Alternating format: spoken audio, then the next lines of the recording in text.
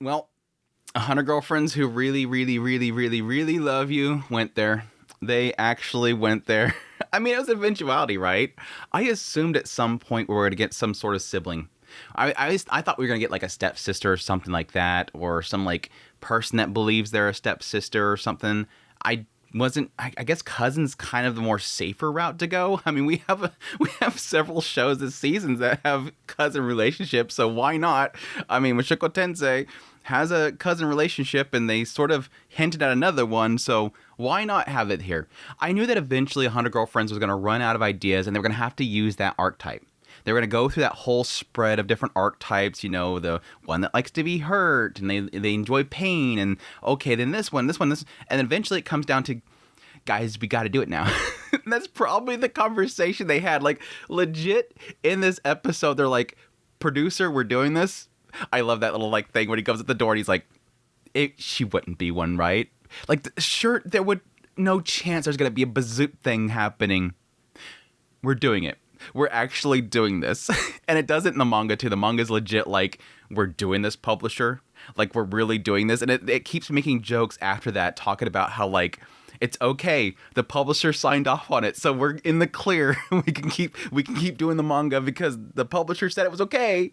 So they're accepting this. We're good.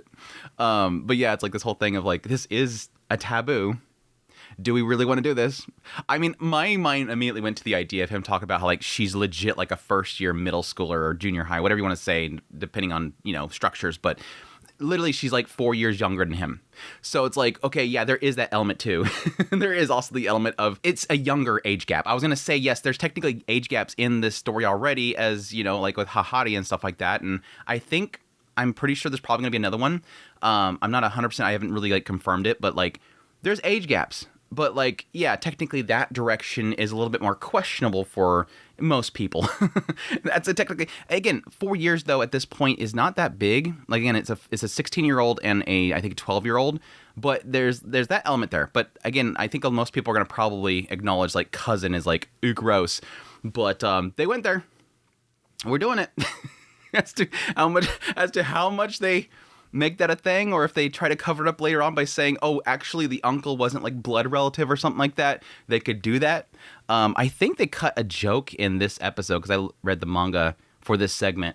I think they cut a joke. I'm not sure. I don't remember seeing it in the anime, but legit, like the father's excited and saying that he wants to do this and do that and let's eat, you know, red bean paste and all that kind of stuff. And then at some point it's like, let's have grandchildren. And he's like, no, what? Let's not. And I don't know if it's, yes, obviously it's probably making that joke to say, look, we're still young. We're not doing that. Rento's good boy. I love that Rento's good boy. We're not doing that. But it could also be a joke to the idea of like, no, we're not having children. We're not having children. We're not inbreeding.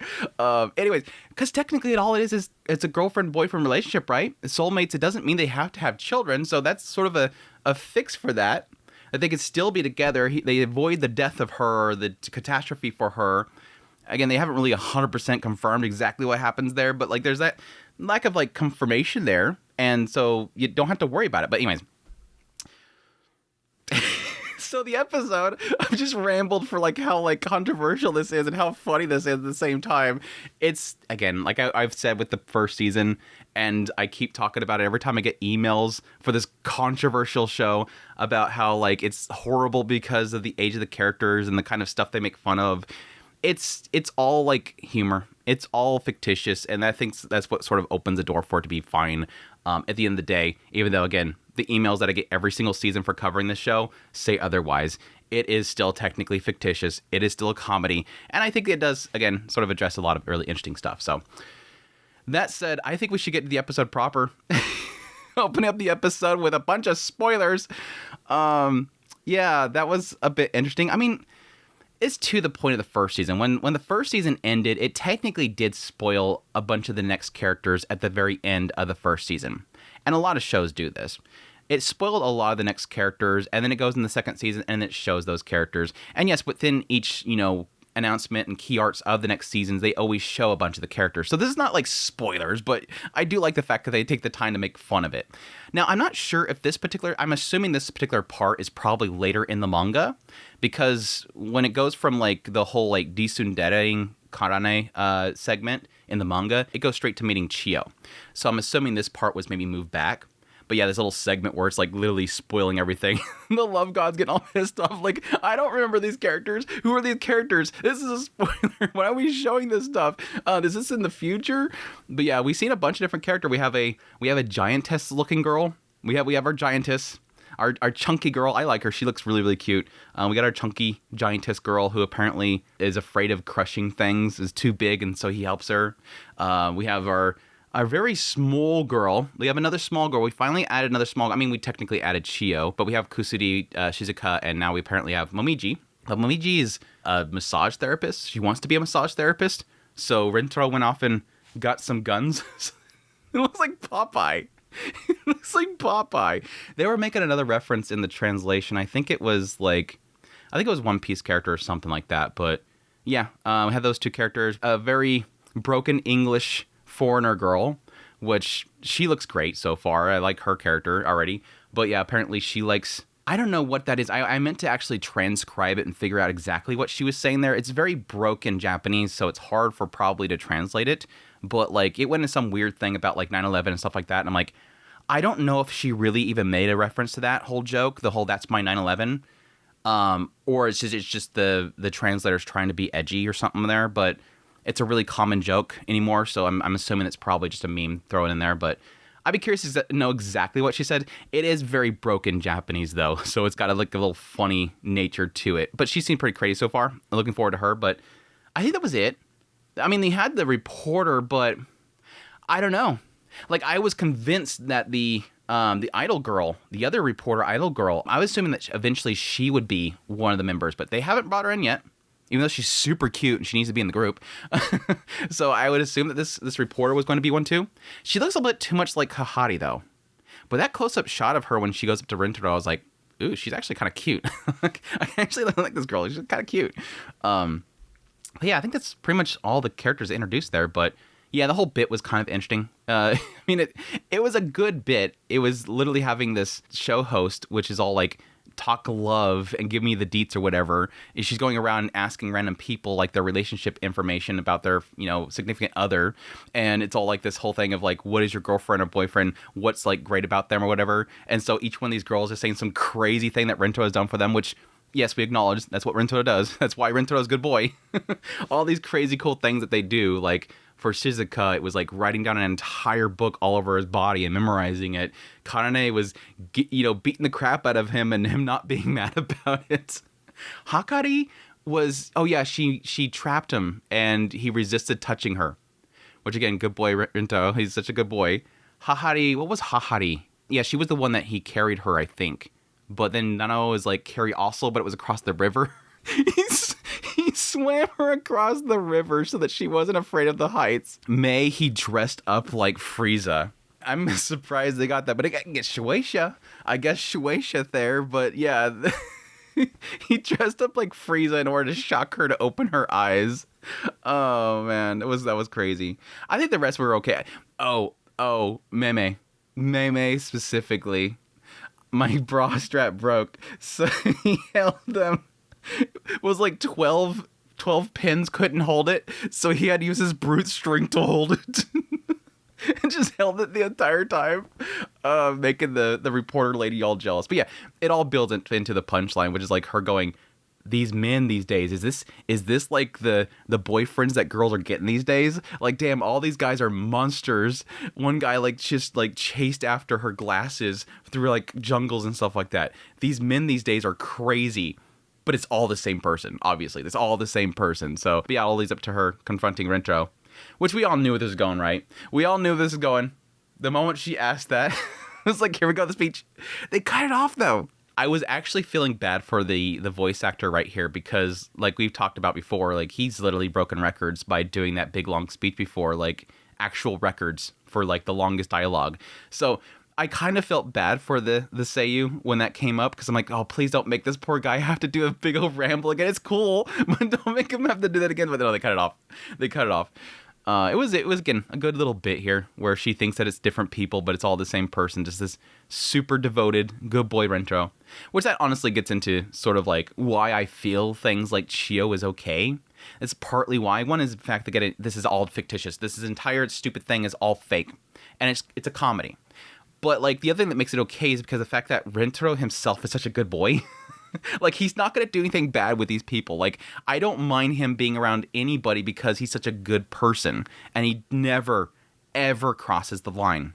He's always doing the better. He's always just focused on making them happy. Whatever you need, he's just a giver. He's an absolute giver. He's just barely ever a receiver. So that's kind of, again, this makes it all right because he's such a good boy. But yeah, that's when we get into the second part of the episode, which is meeting Chio. I swear, when he first arrived there at the house, and again, it talks about the fact that he saved the uncle's life, and so he's like super into the fact that Rentaro is the greatest boy ever. He's like, he keeps putting me on a pedestal. All he did was just save his life from a speeding truck. All they did is prevent his isekai. Gosh, not that big of a deal. But yeah, it eventually leads into the idea that, like, apparently, because he saved his life, his uncle has been like devoting his attention to keeping Rentaro and Chio separate so that one day he could present Chio to him when they're both adults, and then he could fall in love with her and not see her as a sister. But he kept seeing Rentaro with all these girls at his school, and he had to jump the gun. So that's why he's trying to lure him in now and trap him into having a relationship with Chio. If you want to say something controversial about this entire episode, is the fact that the uncle's trying to set them up like that, trying to entrap them like that. That was the unfortunate thing. Rentaro, good boy, uncle bad. But no, yeah, I love when Rento first comes to the door there, and he's like, "There's no way that she just joined middle school. She's 12 years old. I mean, she's my cousin. There ain't no way I'm gonna get bazappa zap." And sure enough, the door opens, bazappa zap. Really, producers? We're really doing this? We're really doing this, Shueisha? We're really doing this? Are you for real? We're actually, and later on he says it, we're really doing this. We're really doing this. It wasn't a joke. Okay, sure, we're doing it. But no, it's funny because when he first arrived at the door, I thought Chio was in the bushes. And I thought this was going to turn into a joke where he thinks he's talking to Chio, who's 12, but it would be somebody else. Like, it would be another sister. And the other sister was going to be the one that he actually has the zappy with. And so it would kind of make it okay there with at least the age aspect, is that there was actually an older sister. But no, it was the father in the bushes the entire time. It was a very odd transition there, to be honest, because he comes to the door and like there's just nothing but sound effects. And then suddenly it shows the zappy zap. And I'm like, wait, is she in the bushes zappy zapping? But no, he's acknowledging that she zappy zap, so it can't be. It was a really odd transition to that scene, but anyways, that's when we get into what Chio's little quirk is, because every single one of these girls has to have some weird thing that makes them them. Iku grew on me, so I think this can work out, but like, goddamn, this is going to be an annoying one. This is going to be an annoying one. This is going to be the one that shows up every single frame to be upset about something being unorderly. You're going to have characters talking about something, and some character's shirt's going to be slightly like a fold or something like that, and she's going to freak out, pop up on the screen, and be correcting it. That's what Chio's character is going to be. I don't know. It's going to be annoying. The face is cute. Again, they got to show like the little chihuahua face thing. It's kind of cute, but like, that's going to get old. I hope they don't make that get old again, because every character has a quirk like this, so it's not anything new. But it's like, oh, please don't be annoying. Don't be loud, obnoxious, annoying, popping up every 2 seconds doing that. But yeah, he slips, falls, shirt's a little bit unkempt. She freaks out, gets the face going on, tries to straighten up the shirt. They go inside. He gets a little splash on him. She freaks out again. Like, every single thing that happens that just puts something out of place, she just freaks out with the face and tries to correct it. Which gets into her little story, the fact that she has like a lot of expectations upon her. That when she was very young, she was fixing little things and people were praising her for it. And eventually she feels like this is something that she has to do. There's an expectation that I have to do this thing. And so that's weighing on her. It gives her like insane amounts of anxiety. And so she's always trying to fix things. And Rentaro, like always, being a good boy, figures it out. Acknowledges, just by knowing her for this little brief time, he just reads her perfectly to know, girl, you seem to think that you have to handle everything. But you're still small. You're still young. Don't worry about this stuff. Stop worrying about everything. Let other people handle things. It's okay. You don't have to have that expectation. Yeah, that'd be a little relief to her. Before we find out that apparently whenever she loses her glasses, the floodgates open. It's implying that when the glasses come off, the floodgates open and she suddenly like loses it. Like loses like her composure and everything like that. So again, that's probably gonna be another joke. It's not gonna only be the fact that whenever something's unorderly, she freaks out and has a scrunched face and gets angry about it and corrects it, but she's also going to be somebody that every single time her glasses fall off, you know, somebody bumps them off, somebody just removed. You're gonna have like where she's gonna be complaining about something and somebody's just gonna pull them off her face just to shut her up. You know it's going to happen. That's going to be her bit. Take off the glasses and she has another personality, which is actually surprising. I kind of expected that they were going to have somebody else be that character. There's a archetype character where there are two different personalities depending on if they have the glasses on or not. They could do something else, having a character that is like switched in another way. Granted, Kusuri is technically two characters in one, but their personalities are they're not that different. They're still both kind of going for the same thing. And they barely ever use Kusuri's adult form anymore. It's like that was something they did in the first episodes, and then they've forgotten about it at this point. Every now and then they'll utilize it for a bit for somebody else, but yeah, they barely ever use it. But yeah, eventually the father shows up and reveals his secret that he's trying to get the two of them together. It kind of goes from like, yeah, it being forced, and then Chio going, no, it's not forced, I actually love you, and then Rentro accepts it, and then everybody's happy. So it was okay. It's okay. Chio's little introduction. She's super cute. She's super, super cute. Again, but I'm kind of just a little bit worried about how she's going to fit in with the group other than just be like, I have to fix everything character. But we'll see. Because yes, typically with all these characters, it's an introduction segment, and then it's a introduce it to the group segment, and then a sort of, break the ice segment. It's the confession, it's the introduction to the group, and then it's the break the ice stuff. So, but yeah, solid premiere. What a premiere for 100 Girlfriends to go right into Cousins.